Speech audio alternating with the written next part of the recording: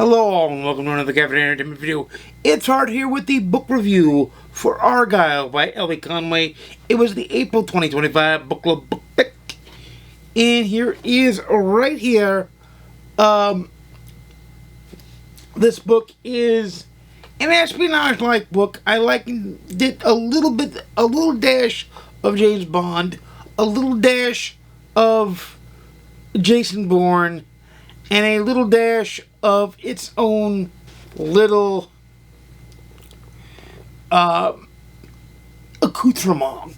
Now, I will say the first third of this book is a slog to get through. As a matter of fact, the formatting in this book, going backwards and forwards in time to tell the story that it tells, is a bit of a slog. When the action gets going, that's where this picks up. The character Argylle himself is a good character that leaves many layers of things that you want to see. This is the first book in what I'm assuming is going to be a series, because it is just a top-notch, well, it leaves itself open, and the action scenes are top-notch. There's a little bit of based on real-life history in here, too, that makes it also relevant and intriguing. The characters in this book are well-crafted, well-built, and very enjoyable.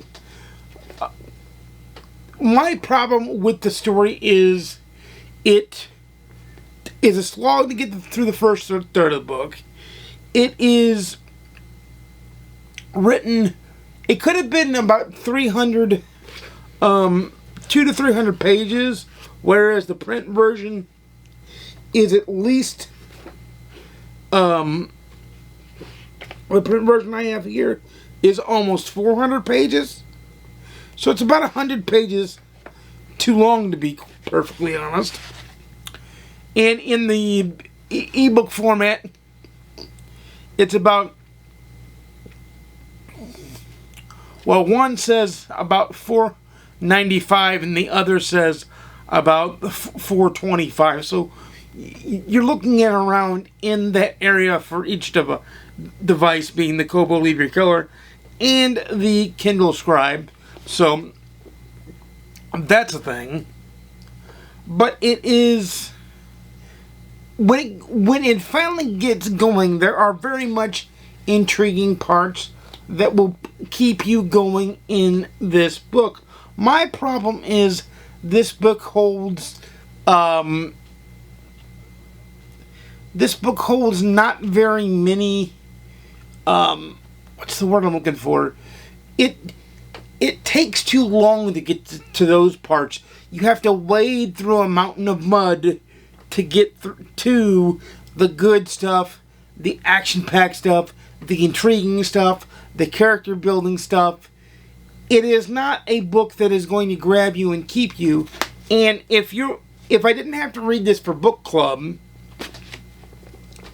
I would have far put it down before getting to any of the good parts, because I have a personal rule that is, if you don't grab me in the first 3 chapters, which this book did not, then I am not, I'm going to put you down and you're going to go in the DNF pile. Period, point blank. But because I had this for book club, I went ahead and finished it.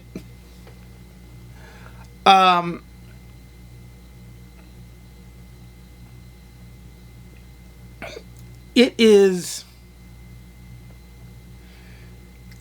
good in its own sense, but in a way it is above average in some areas, and just below average in some areas, and just about average in other areas. It's one of both. It is one in the same. It is, I'm not saying that I wouldn't read a second book. I probably will, since this book came out, I believe, in late 2023.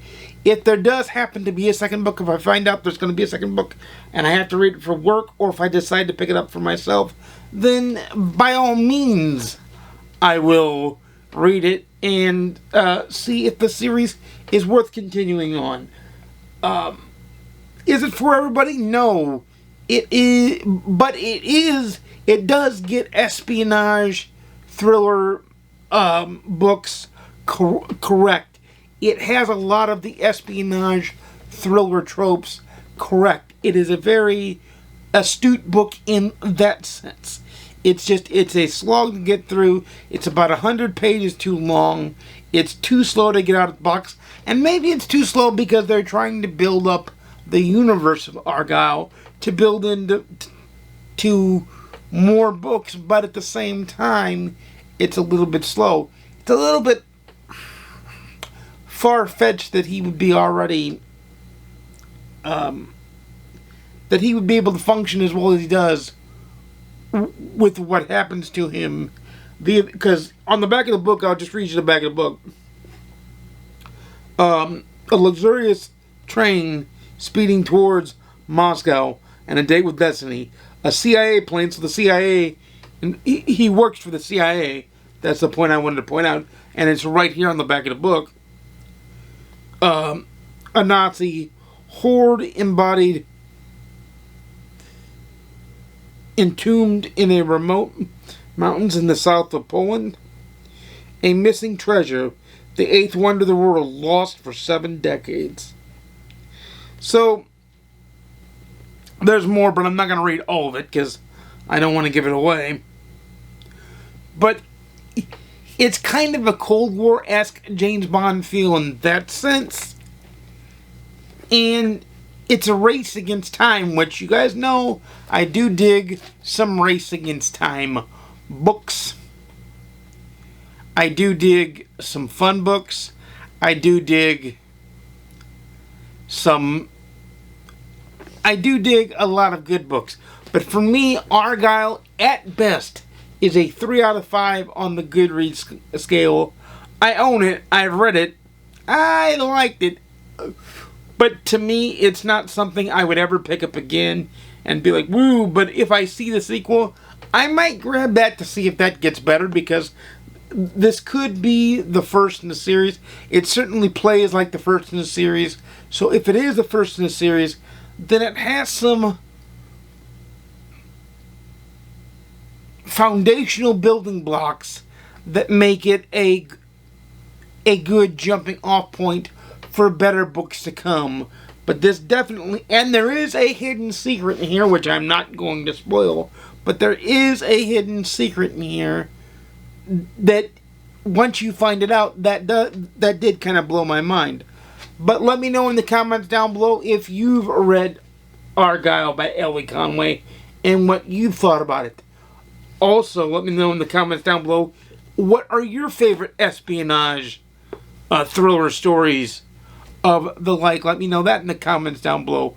But until next time, you know I make videos every Monday, Wednesday, and Saturday, 12:30 p.m. Central, 10:30 p.m. Pacific, 1:30 p.m. Eastern. Please like, comment, subscribe. If you want to see more, please ding the notification bell to be notified when I upload a video. And without further ado, happy reading!